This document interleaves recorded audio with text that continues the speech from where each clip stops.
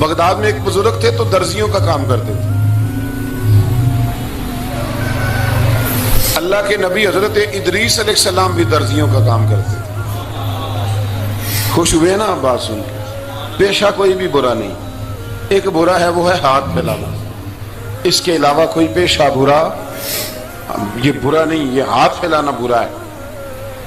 حضرت شیخ محمد بن حسن کہتے ہیں کہ وہ بزرگ جو تھے نا، امام غزالی نے لکھا ہے، وہ درزیوں کا کام کرتے تھے تو اس زمانے میں نا کھوٹا سکہ بھی کبھی کبھی آ جاتا تھا.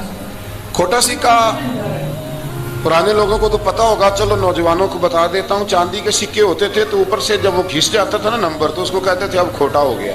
کیوں جی بزرگوں ایسے ہی ہے، وہ کھس جاتا تھا تو کہتے تھے سکہ، تو وہ چلتا نہیں تھا کہیں بھی. تو وہ بابا جی کی دکان مشہور ہو گئی تھی کہ وہاں کھوٹے سکے بھی چل جاتے، لوگ دے آتے تھے کھوٹے سکے، بہت سارے لوگ دے دیتے، بابا جی چپ کر کے قبول کر لیتے. مشہور ہو گیا، جو بھی جاتا کھوٹے سکے دے آتا، بابا جی قبول کر لیتے.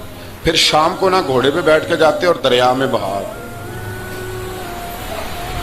ایک دن کچھ بندے کھوٹے سکے لے کے آ گئے تو بابا جی ابھی مصلے پہ تھے، نماز پڑھ رہے تھے، تو بیٹے نے کپڑے دیے تو کھوٹے سکے وصول کیے. تو وہ کھوٹے سکے دینے والا شخص کھوٹے سکے دے رہا تھا تو وہ بچہ کہنے لگا تم نے بڑی عرصہ بیوقوف بنایا میرے ابا کو، کھوٹے سکے دے لے جاؤ. کہنے لگا تمہیں واقعی نہیں پتا چلتا کھوٹے ہیں؟ کہا ابا جی کا نہیں مجھے پتا، پر مجھے تو پتا ہے نا، اور میرا ابا شام کو کھول کے دیکھتا ہے تو پھر جو کھوٹے کھوٹے ہوتے ہیں انہیں دریا میں بہا کے آتا ہے، لے جاؤ اپنے. اتنی دیر میں بزرگ نماز سے فارغ ہوئے، کہنے لگے نہیں نہیں بیٹے رکھ لے، کھوٹے ہی رکھ لے.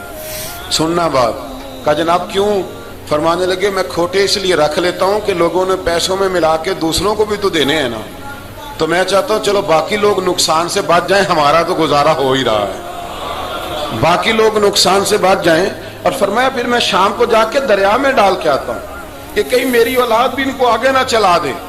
میں چاہتا ہوں کہ اور لوگ اس کام سے بچ جائیں. درویش کہتے ہیں کہ جب اس بابے کا آخری وقت آیا نا تو جو اس نے جملہ کہا میرا کلیجہ پھٹ گیا. آخری وقت جو اس نے دعا مانگی تو فرماتے ہیں میرے اندر وجد اور کیف کی صورت پیدا ہو گئی. فرماتے ہیں ان بزرگوں نے اپنے آخری وقت دعا مانگی، اے اللہ میں نے ساری زندگی کھوٹے سکے قبول کیے تاکہ تیرے بندے شر سے بچ جائیں، تو یا اللہ تو بھی اس کھوٹے سکے کو قبول فرما لے. اللہ میں نے کھوٹے سکے قبول کیے، کھوٹے، تاکہ تیرے بندے تکلیف سے بچ جائیں. تو مالک میں بھی کھوٹا ہی ہوں، اللہ تو بھی اس کھوٹے کو قبول فرما لے. اور یہ دعا مانگ کے نا تو کبھی روتے کبھی ہنستے. لوگوں نے کہا کیا ہوا؟ کہتے ہیں لگتا ہے رب نے کھوٹا سکہ قبول فرما لیا، لگتا ہے کہ اللہ نے کھوٹا سکہ قبول. لوگوں کو تکلیف سے بچائیں. ہمارا وجود یارو مطلب کیا ہو جائے گا 2 منٹ کے لیے سمجھ لیں کیا ہو جائے. یعنی اگر آپ بڑے غصے سے باہر آئے اور پاپڑ بیچنے والے پہ آپ نے غصہ نکال لیا سارا، میں رات کی ڈیوٹی کر کے آیا ہوں تھکا ہوا ہوں اور تو پاپڑ بیچنے آ گیا، تم لوگ بڑے نالائق ہو بدتمیز ہو، آپ نے یہ سخت جملے کہہ دیے، چپ کر کے وہ آدمی معذرت کر کے گزر گیا، وہ تو سارا دن پریشان رہے گا نا کہ میری غریبی کا مذاق اڑا ہے. مطلب ہو کیا گیا، ہوا کیا اگر اس نے کوئی بات کر لی. اعلیٰ حضرت فاضل بریلوی کے خلیفہ تھے لاہور میں سید ابو البرکات شاہ صاحب رحمت اللہ تعالی علیہ. تو رات کو ایک شخص تراویح کے بعد حضرت سویا کرتے تھے. بہت سارے لوگ تو سو ہی نہیں پاتے رمضان کی راتوں میں، سو ہی نہیں پاتے، میں خود نہیں سو پاتا. اب تراویح سے اگر آپ 10:30 فارغ ہوئے تو 2 بجے اگر آپ کو دوبارہ اٹھنا ہے تو بیچ میں آپ کو کیا ملے گا؟ اگر آپ نے کچھ پڑھنا پڑھانا ہے، صبح درس دینا ہے، تو پھر تو آپ کے لیے بڑا اور یہ خاصا مشکل کام ہے، یہ خاصا مشکل کام ہے. آپ یقین کریں چند تفسیریں دیکھتے ہیں تو ٹائم بہت زیادہ ہو جاتا ہے. وہ پھر آگے سننے والوں پہ بھی ڈیپینڈ کرتا ہے ان کے مزاج مبارک کس طرح کے. سید صاحب رحمۃ اللہ علیہ نا عشاء کی نماز کے بعد تراویح پڑھ کے تو کچھ عبادت کی، کچھ مطالعہ کیا، صبح درس دینا تھا تو تھوڑی دیر کے لیے بوڑھے آدمی تھے، تھک گئے تو سو گئے. ایک بندہ نا کہیں گیا ہوا تھا تو واپس آیا تو اس نے دروازے پہ دستک دی. تو سید صاحب کے بیٹے تھے، بخاری شریف کی شرح لکھی، بڑے عالم تھے سید محمود رضوی صاحب رحمت اللہ. رضوی صاحب کہتے میں نے دروازہ کھولا، میں نے کہا ہاں جی بولو. کہنے لگا جی میں نے سید صاحب سے ملنا ہے. مفتی اعظم پاکستان تھے وہ، لاہور میں حزب الاناف ادارہ تھا، سید ابو البرکات شاہ. میں نے حضرت صاحب سے ملنا ہے. تو کہا کوئی حکم ہو تو مجھے نہیں کہ میں نے انہی سے ہی ملنا ہے. یہ بھی بڑا مسئلہ ہوتا ہے, میں نے انہی سے ہی ملنا ہے. چلو ٹھیک ہے جی, انہی سے مل لو. تو کہتے اتنی دیر میں نا سید صاحب بھی اٹھ کے آ گئے. محمود کون آیا؟ تو اس نے کہا حضور میں آپ کا ایک عقیدت مند ہوں, تو میں کہیں گیا ہوا تھا تو ابھی واپس آیا ہوں, تو مسئلہ نا کئی دفعہ پوچھنا کرتا ہوں تو بھول جاتا ہوں, ذرا بات کی نزاکت کو دیکھنا, بھول جاتا ہوں. تو یاد آیا تھا تو میں نے کہا چلو ابھی پوچھ آتا ہوں, گزر رہا تھا یہاں سے. میں پوچھو.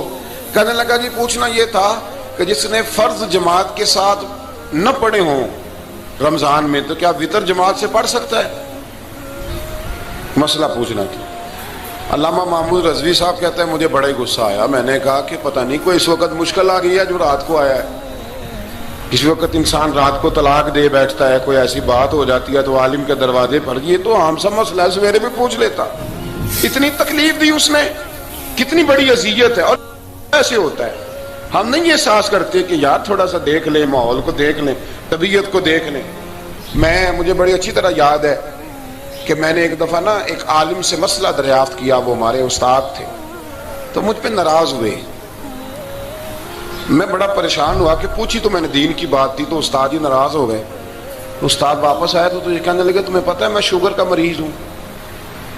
میں بڑی تکلیف میں تھا اور میں نے نماز کے لیے میں جلدی کیوں اٹھ کے چلا گیا تھا, میں نے ایک روٹی کھانی تھی, مجھے کچھ ہو رہا تھا. تو اب میں اگر تجھے انکار کرتا, دین کی بات تھوڑا دیکھ لیا کرو, مزاج کو سمجھ لیا کرو, تم سمجھتے نہیں, احساس ہی نہیں پیدا کرتے. تو بڑی اس وقت چیز سمجھ میں آئی کہ کچھ چیزیں ایسی ہوتی ہیں ہر وقت انسان ایک موڈ میں نہیں ہوتا. آپ سمجھیں, بہرحال جو بات کرنا اس کو سمجھیے گا. تو وہ کہتے ہیں کہ سید صاحب نے اس کو کہا, میں بات ختم کرنے لگا ہوں, کہا کہ وہ اگر نہیں نہ پڑھے فرد جماعت کے ساتھ تو بہتر یہ ہے کہ وتر بھی جماعت سے نہ پڑھو. وہ بندہ مطمئن ہو کے چلا گیا. سید صاحب اپنے کمرے میں چلے گئے تو علامہ صاحب کہتے ہیں مجھے بڑا غصہ آیا. میں نے اس کو بلایا, میں نے کہا کہ کیا تیری جان کے مصیبت میں آئی ہوئی تھی؟ اسی وقت ہی مسئلہ پوچھنا تھا, اسی وقت ہی پوچھنا تھا, دن نہیں چڑھنا تھا, یا تجھے حضرت اسرائیل بتا گئے تھے کہ تیری آخری رات ہے؟ کہتے میں نے پورا غصہ نکالا اس کو. میں نے کہا تو بڑا ہی بیوقوف آدمی ہے, بوڑھے آدمی ہیں اور بڑی مشکل سے نیند آتی ہے, آ ہی گئی تھی تو آ گیا ہے. کہتے میں غصہ کر رہا تھا تو سید صاحب آ گئے, تو آ کے مجھے ڈانٹا, چپ کر, اس طرح کسی کے ساتھ بات کرتے ہیں. پھر اس کو کہنے لگے بھائی معاف کرنا, یہ ابھی بچہ ہے, اسے پتہ نہیں. کہتے ہیں پھر مجھے کمرے میں لے گئے اور بہت بڑا ہی جملہ کہا. اگر آپ اپنا کلیجہ ٹھنڈا کرنا چاہیں نا تو اس طرح بھی کر سکتے ہیں. بہت بڑا جملہ کہا. کہنے لگے معبود مسئلہ تو میں نے بتایا, تمہیں کیا تکلیف ہوئی؟ اور پھر فرمانے لگے شکر کرو اللہ کا, اس دور میں بھی کوئی دین کی بات پوچھتا ہے. شکر کرو اللہ کا, اس دور میں بھی کوئی دین کی بات پوچھتا ہے. شکر کرو اللہ کا, کوئی دین کی بات پوچھتا ہے, ورنہ تو لوگ پوچھتے ہی نہیں. تو اگر آپ خوش کرنا چاہیں اپنے آپ تو آپ سائیکل والے پہ غصہ کرنے کی بجائے یہ بھی تو کہہ سکتے ہیں نا شکر ہے رزق حلال کما رہا ہے, مانگ کے نہیں کھاتا, شکر ہے یہ محنت کر رہا ہے اپنی. تو آپ اپنے ذہن کو اس طرح کا بنائیں, سوچ کو اس طرح کا بنائیں. آج اس جمعے میں ہم نے ارادہ کرنا ہے کہ ہم نے آسانیاں دینے کی کوشش کرنی ہے, ہم نے لوگوں کو تکلیف نہیں دینی, ہم نے کسی کو آزمائش میں مبتلا نہیں کرنا, ہم نے کوئی ایسا کام نہیں کرنا جس کی وجہ سے لوگ سمجھیں کہ یہ آدمی بوجھ بن گیا ہے. کبھی بوجھ نہ بنے. یارو کتنا بدبخت ہے وہ آدمی جس کے مرنے کی لوگ دعا مانگی, اس کے مرنے کی. حضرت عبداللہ ابن مبارک کے پڑوس میں ایک یہودی رہتا تھا, یہودی تھا, یہودی. حضرت عبداللہ ابن مبارک مکان بیچنے لگے. حضرت عبداللہ ابن مبارک کا پڑوسی مکان بیچنے لگا, وہ یہودی. تو کہا تو کہا کتنے کا؟ 2000 دینار کا. 2000 دینار. تو انہوں نے کہا کہ اس گلی میں, اس محلے میں تو 1000 دینار کا مکان ہے, تو تیرا 2 کا کیوں ہے؟ کہنے لگے 1000 میرے مکان کا اور 1000 عبداللہ ابن مبارک کے پڑوسی ہونے کا. اس لیے کہ اتنا شاندار پڑوسی تمہیں کبھی نہیں ملے گا جس کی ہم نے کبھی آواز ہی نہیں سنی. 1000 روپیہ لوں گا ان کے پڑوس میں جگہ دینے کا, 1000. تو وہ شخص کہنے لگا یہ تو نے عجیب بات کر دی, حالانکہ تو یہودی ہے, یہ تو نے عجیب بات کر دی. تو کہنے لگا 3 دن میری گلی میں آ کے رہ, تو دعائیں مانگے گا کہ یا اللہ میں یہیں رہنا چاہتا ہوں. تو دعائیں مانگے گا کہ اتنا اچھا انسان, اتنا خیال رکھنے والا, اتنا خیال اچھا